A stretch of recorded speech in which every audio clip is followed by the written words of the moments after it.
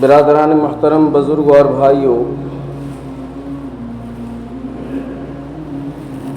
خدا نے آج تک اس قوم کی حالت نہیں بدلی نہ ہو جس کو خود ہی اپنے حالت بدلنے کی۔ یہ صورت مبارکہ جو میں نے تلاوت کی ہے، تقریباً اکثر و بیشتر لوگوں کو یہ صورت مبارکہ یاد ہے۔ یہ عام صورت ہے اور یہ صورت اکثر و بیشتر نمازوں میں استعمال ہوتی ہے۔ عوام بھی کرتے ہیں، امام بھی کرتے ہیں، خواص بھی کرتے ہیں، مرد بھی کرتے ہیں، عورتیں بھی پڑھتی ہیں۔ یہ ایک عام فہم صورت ہے جس کو تقریباً سبھی لوگوں کو یاد ہے۔ اس صورت مبارکہ میں اللہ تبارک و تعالیٰ نے ابو لہب جو حضور اقدس صلی اللہ علیہ وسلم کا سگا چچا ہے، اس کا تذکرہ فرمایا ہے، اور قیامت تک کے لیے اللہ تبارک و تعالیٰ نے اس صورت مبارکہ میں ابو لہب کے لیے بد دعا فرمائی۔ ویسے تو آپ صلی اللہ علیہ وسلم کے سینکڑوں ہزاروں دشمن تھے، جانی دشمن بھی تھے۔ ہر مومن ممکن کوشش کرتا کہ آپ صلی اللہ علیہ وسلم کی ذات کو صفحۂ ہستی سے مٹا دیا جائے، ختم کر دیا جائے۔ پورے عرب قبائل جو آپ کے دشمن تھے۔ کبھی راستے میں پریشان کیا جاتا، کوڑا کرکٹ ڈالا جاتا، کانٹے بچھائے جاتے، کبھی نماز کی حالت میں اونٹ کی اوجھڑی آپ کے پیٹھ مبارک پر رکھ دی جاتی۔ طرح طرح کی ایذائیں اور تکلیفیں آپ صلی اللہ علیہ وسلم کو مکے کے مشرکین اور کفار پہنچایا کرتے۔ مگر بزرگ اور دوستو، تعجب کی بات یہ ہے کہ اللہ تبارک و تعالیٰ نے اتنے دشمن ہونے کے باوجود بھی کسی بھی دشمن کا نام لے کر اس کی برائی کو اس کی بری حرکت کو بیان نہیں فرمایا کہیں بھی قرآن مقدس کے اندر، بلکہ صرف اور صرف ابو لہب کا نام لے کر اللہ تبارک و تعالیٰ نے بد دعا فرمائی کہ تبت یدا ابی لہب وتب، تبت یدا ابی لہب، ابو لہب کا نام لے کر اللہ تبارک و تعالیٰ نے بد دعا فرمائی۔ اس کی وجہ کیا ہے؟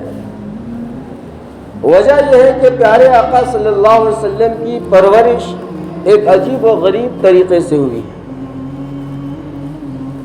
جب آپ صلی اللہ علیہ وسلم ماں کے پیٹ میں تھے تو باپ کا سایہ سر سے اٹھ گیا، اور جب آپ صلی اللہ علیہ وسلم کی عمر مبارک 6 برس کی ہوئی تو والدہ محترمہ کا بھی انتقال ہو گیا، وہ بھی دنیا سے چل بسی۔ جب تھوڑا سا ہوش سنبھالا تو دادا اور چچا بھی چلے گئے۔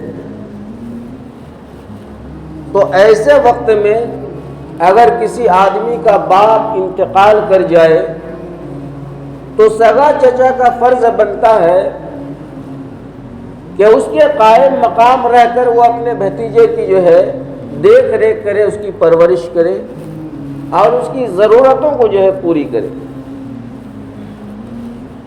مگر یہ ابو لہب اتنا کمینہ اور بدمعاش تھا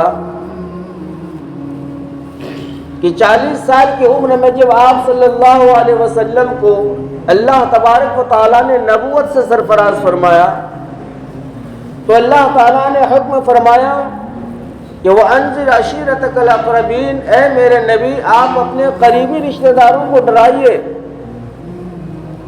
جہنم کے خوفناک انجام کو اس کے سامنے میں بیان کیجیے، جنت کی نعمتوں کا تذکرہ کیجیے، آخرت کے بارے میں بات ان کے سامنے میں رکھیے اور دین کی طرف اسے متوجہ کیجیے، کلمے کی دعوت ان کے سامنے میں پیش کیجیے۔ تو مائک کا اور لاؤڈ اسپیکر کا زمانہ تو تھا نہیں، کسی بھی آدمی کو اپنی آواز اونچی آواز میں اگر عوام الناس تک پہنچانا ہوتا تھا تو اس کا طریقہ یہ ہوا کرتا تھا کہ اونچی جگہ پر بیٹھ کر وہ جو ہے خطاب کرتے عوام کو، اور عوام جو ہے نیچے میں بیٹھے ہوئے رہتے، تو سہولت کے ساتھ، آسانی کے ساتھ جو ہے آواز تمام لوگوں تک پہنچ جاتی۔ میرے آقا صلی اللہ علیہ وسلم کے یہ حکم ملنے کے بعد پیارے آقا صلی اللہ علیہ وسلم کوہ صفا پر چلے گئے۔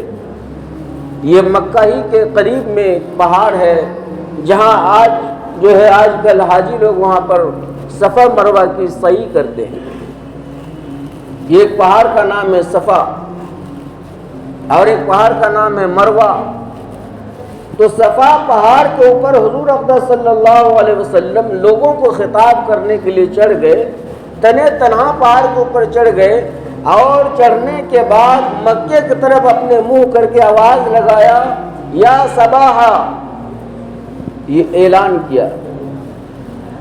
یہ الفاظ اور یہ جملہ مکہ کے لوگوں کے نزدیک اتنا خطرناک تھا کہ جو کوئی اس جملہ کو استعمال کرتا یا صباحا، تو بس سارے لوگ جو ہے گرتے پڑتے دوڑتے ہوئے جو ہے اس آدمی کے قریب پہنچ جاتا۔ یہ جملہ اتنا خطرناک تھا، اس کے مطلب یہ خطرے کی گھنٹی ہے، کوئی خطرہ لائق ہوا ہے، سارے لوگ پہنچ جاتے۔ یہ مکے کا دستور تھا۔ پیارے آقا صلی اللہ علیہ وسلم نے لوگوں کو جمع کرنے کے لیے اس جملے کا استعمال کیا، یا صباحا، تو سارے لوگ جب اس جملہ کو سنا، آواز پہنچ گئی گھروں تک، سارے قبائل کے لوگ جو ہے خاندان کے لوگ وہاں پر جمع ہو گئے۔ کہاں پر؟ کوہ صفا کے پاس۔ میرے آقا صلی اللہ علیہ وسلم پہاڑ کے اوپر تشریف فرما ہے اور سارے لوگ پہاڑ کے دامن میں بیٹھے ہوئے، نیچے میں بیٹھے ہوئے ہیں۔ میرے آقا صلی اللہ علیہ وسلم نے دیکھا کہ سارے قبائل کے لوگ جمع ہو گئے، تو آپ نے خطاب کرنا شروع کیا کہ اے لوگوں، اگر میں کہوں کہ اس پہاڑ کے پیچھے میں ایک بہت بڑا دشمن کی جماعت چھپی ہوئی ہے جو تم پر حملہ آور ہونے والا ہے، تم پر حملہ کرنے والا ہے، تو کیا تم میری اس بات کو یقین کرو گے، مانو گے؟ سارے لوگوں نے کہا کہ کیوں نہیں مانیں گے، آپ تو امین ہیں، آپ تو صادق ہیں، 40 سالہ زندگی ہمارے درمیان آپ کی گزری ہے، ہم اچھی طرح سے آپ کو جانتے کہ آپ جھوٹ نہیں بول سکتے ہیں، جھوٹ بولنا آپ کا شیوا نہیں ہے، جھوٹ آپ پسند نہیں کرتے ہیں، جھوٹ سے لوگوں کو منع کرتے ہیں، خود بھی جو ہے اس پر عمل کرتے ہیں۔ جھوٹ آپ کو بولتے ہوئے میں نے کبھی نہیں دیکھا، کیوں نہیں مانوں گا؟ آپ کی بات 100% جو ہے صحیح ہوگی، آپ جو فرمائیں گے ہم اس کو ماننے کے لیے تیار ہیں۔ پیارے آقا صلی اللہ علیہ وسلم نے دیکھا کہ لوگ جو ہے مرغوب ہو گئے، متوجہ ہو گئے، میری بات کو سننے اور ماننے کے لیے جو ہے تیار ہو گیا۔ ارشاد فرمایا کہ لوگوں، قولوا لا الہ الا اللہ تفلحوا، اس کلمہ کو پڑھ کر ایمان کے اندر شامل اور داخل ہو جاؤ، دنیا میں بھی تمہیں کامیابی ملے گی اور آخرت میں بھی تم کامیاب ہو جاؤ گے۔ اور اگر تم نے اس کلمے کے خلاف زندگی گزارا تو یاد رکھو یہ دہکتی ہوئی آگ میں تمہیں ڈال دیا جائے گا۔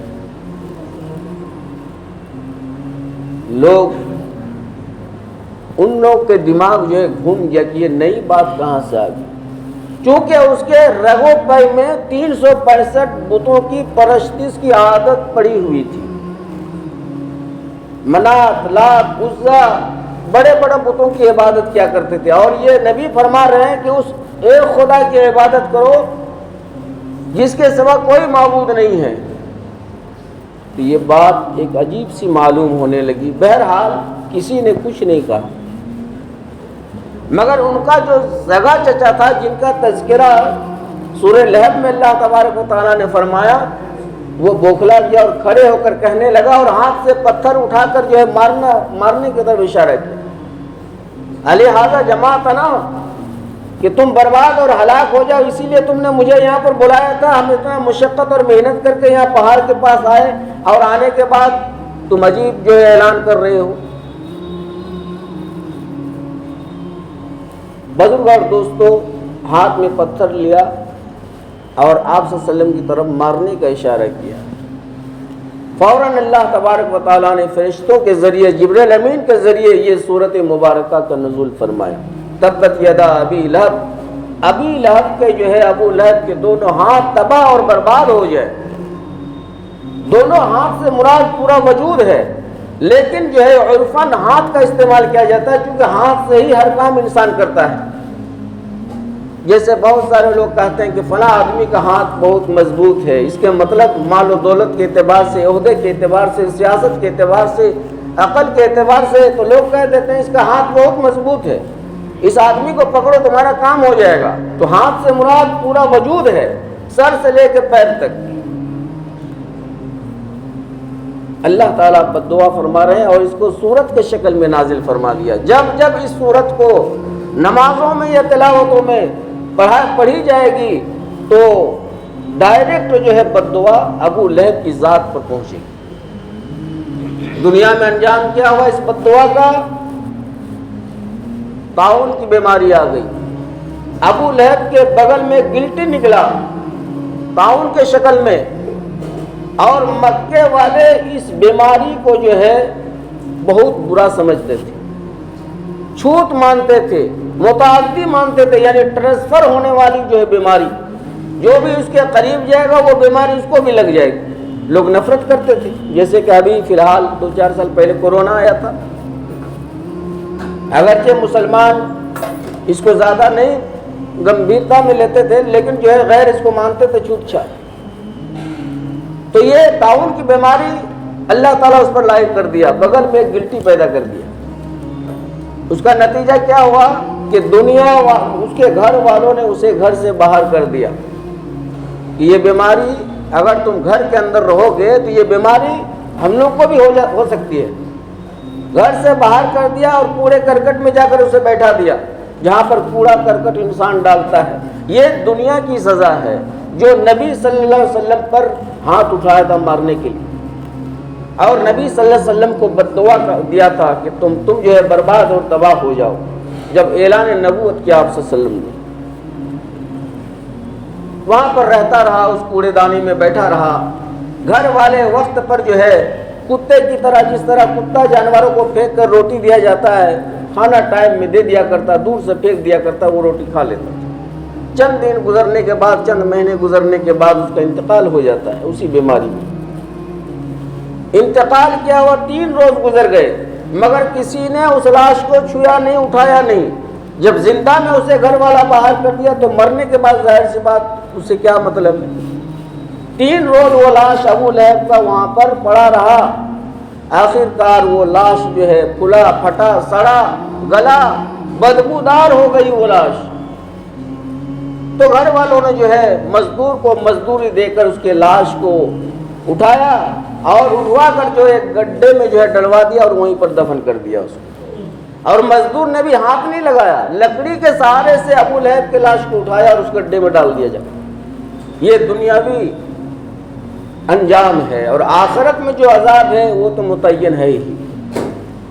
بہرحال میرے محترم بزرگ اور دوستو، حضور صلی اللہ علیہ وسلم کو اللہ تبارک و تعالیٰ نے عجیب و غریب طریقے سے جو ہے، تو یہ صورت مبارکہ اللہ نے جو نازل کیا ہے، یہ قیامت تک اس کی ذات پر بد دعا پہنچتی رہی۔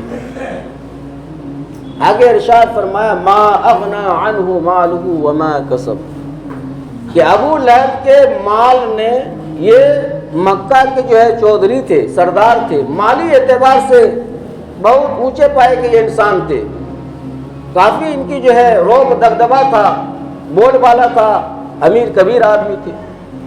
اللہ فرماتے ما اغنى عنہ مالہ وما کسب، ابو لہب کے مال نے اور کمائی نے اس کو نہیں بچا پایا، کام نہیں دیا اس کو۔ آج بعض لوگ جو ہے مالدار ہو جاتے ہیں تو اس کے اندر اکڑ آ جاتی ہے بعض لوگوں کے اندر، حالانکہ یہ مال و دولت اللہ کی ایک آزمائش ہے۔ اپنی ذات پر ہم خوب خرچ کریں گے، لیکن جب اللہ کے راستے میں خرچ کرنے کی باری آتی ہے تو بڑی پریشانی معلوم ہوتی ہے۔ صحابہ کرام کے پاس مال و دولت نہیں تھا۔